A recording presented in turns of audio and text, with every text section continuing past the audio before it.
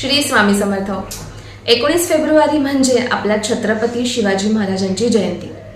छत्रपती शिवाजी महाराज जयंती किंवा शिव जयंती हा महाराष्ट्रातील एक मानाचा दिवस व उत्सव म्हणून संपूर्ण महाराष्ट्रात साजरा केला जातो। शिवाजी महाराज हे एक उत्तम योद्धा आणि राजकारणी होते।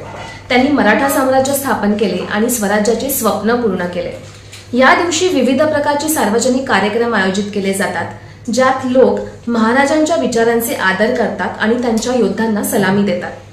आणि ह्याच निमित्ताने आमचा एक छोटासा प्रयत्न म्हणून आम्ही तुमच्या समोर सादर करीत आहोत आणि जो महाराजांच्या चरणी आम्ही समर्पित करत आहोत। तर स्वामी समर्थ महाराजांना आणि छत्रपती शिवाजी महाराजांना त्रिवार मुजरा करून आम्ही आमच्या व्हिडिओला सुरुवात करत आहोत।